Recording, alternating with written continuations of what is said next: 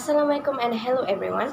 Welcome to We Share by UITM channel that will bring you to the latest information that happened around us.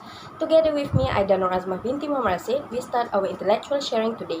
Topic that will be discussed today is about Ponzi scheme, one of the most well-known scams nowadays.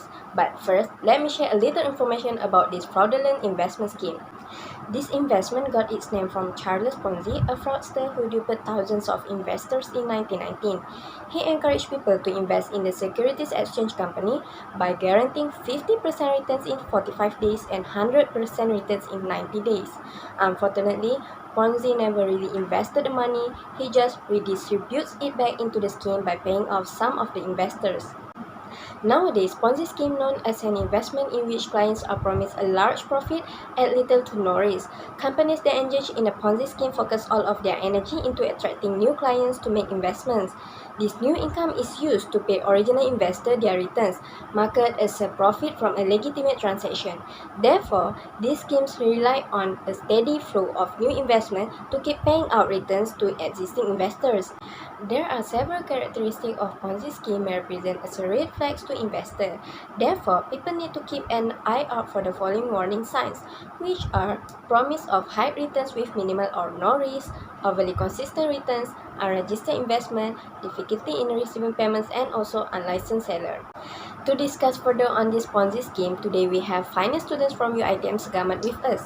So, I invited our first guest, Ms. Fahira Najha binti Jepri, to share about the mechanism used in Ponzi scheme. Thank you, Ms. Aida. So, there are 4 popular Ponzi scheme mechanisms that are often used by investment fraudsters that I will share. The first mechanism is Ponzi scheme fraudster, usually getting marks attention and trust. They attract their victims' interest by promising instantly huge returns. These promised profits, which are so much out of in line with the market, attract the interest of even the most skeptical investors. The next mechanism is mastermind headed a group of individuals. Ponzi crime fraudsters, like other types of criminals, rarely work alone. Instead, they usually establish a ring of people with a mastermind at the head. In some circumstances, the mastermind will recruit a small group of people to form a company and register it with the registrar of companies. However, it is common for this business to engage in illicit deposit-taking activities without being properly registered with Bank Negara Malaysia or the Securities Commission Malaysia. The last mechanism that we will discuss for today is use of public figures or influential persons.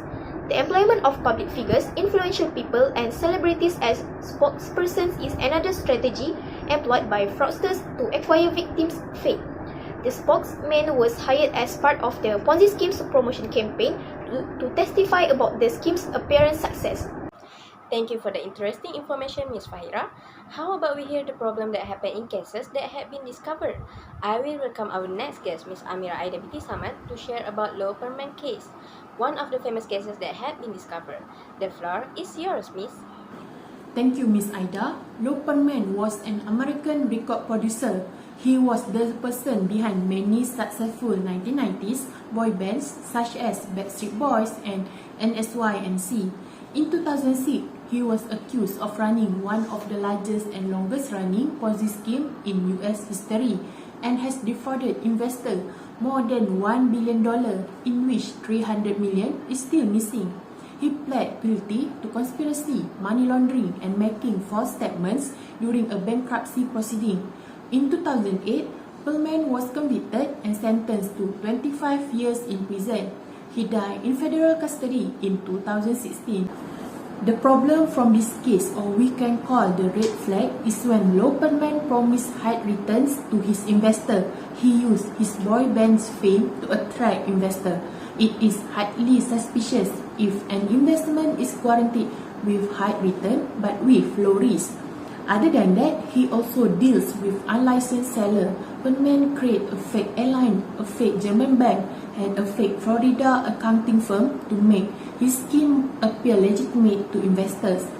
I think that's all that I can summarize for this case. Thank you.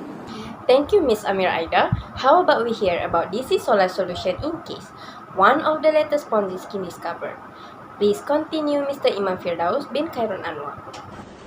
Thank you, Ms. Aida. The DC Solution A, which occurred in California, is one of the other Ponzi scheme cases that were caught in the end of 2018. By promising of high returns with the little risk and securities or complex strategies, Jeffrey Kapov was sentenced to 30 years in the prison after he pled guilty to the charges of conspiracy to commit wire fraud and money laundering, while his wife, Paulette Kapov, and 5 other defendants also pled guilty to the similar charges in relation to the scheme.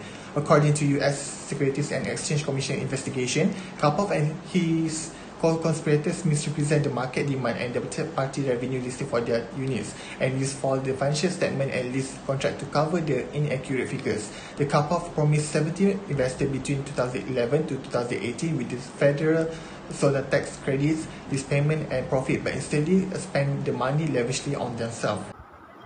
Thank you so much, Mr. Iman Fidaus. Lastly, we move to Alexander Evergreen case. I welcome our last guest, Mr. Muhammad Akmal Adib bin Muhammad Nur Azman. Thank you, Ms. Aida. For Alexander Evergreen case, a long-time San Diego real estate agent and businessman, there are 3 red flags of Ponzi scheme. First, the consistent flow of return regardless of market condition. He promised for monthly dividend to his investor that come from rental income from their investment in rental properties. Instead, he paid his investor using the new investor money. Second, the investor facing difficulties in removing their money from the investment scheme. The investor asked to cash out their investment, but he encouraged them to reinvest and pretended to roll over the money to purchase a multi-million-dollar commercial building, but he broke their building with a loan. Third, is guaranteed promise of high return with little risk. A short-term fund with a low risk that is acquired from borrowers of high-end San Diego homes. There are no borrowers. He makes a fake loan agreement and other things related. The promised payment to the investor are from the new investor money or his new victims. On August 2019, he was accused and arrested in Latvia.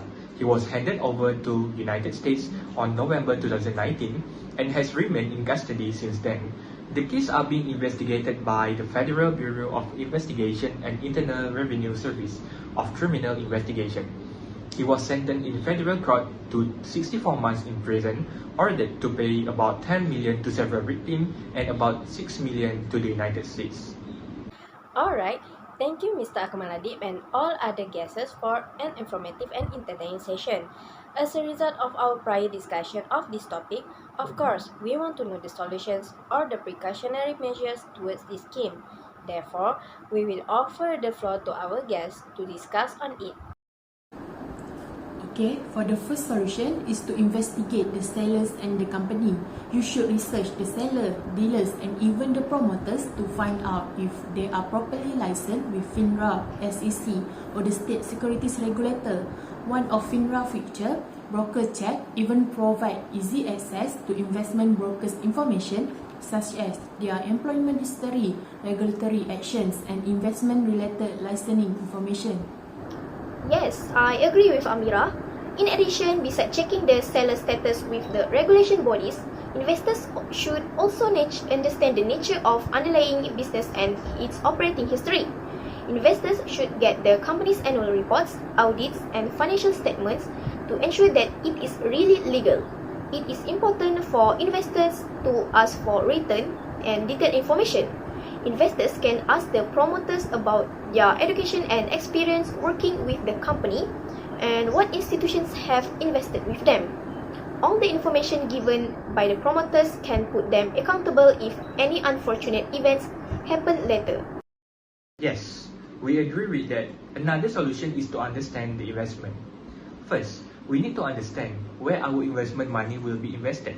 A legal investment scheme will state where they will invest the money and which platform they will use to invest it.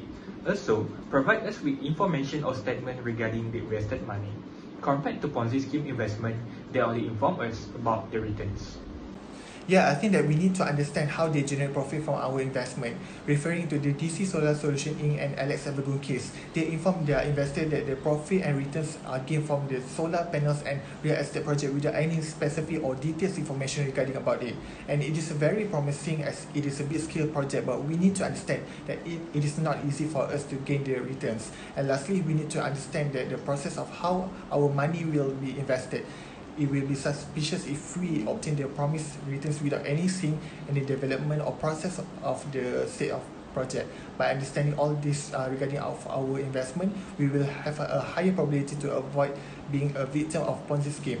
I think that's all we can share in this short time period. Thank you. What an interesting sharing! I highly support all the proposed solutions. Unfortunately, we need to end our discussion today. Thank you to our guests for a good sharing session. As we are nearing to the end of the show, I will advise anyone who is considering to do an investment to be careful of not becoming victim of Ponzi scheme. I hope the information shared today will be beneficial to all. Thank you so much for staying until the end with me. Assalamualaikum.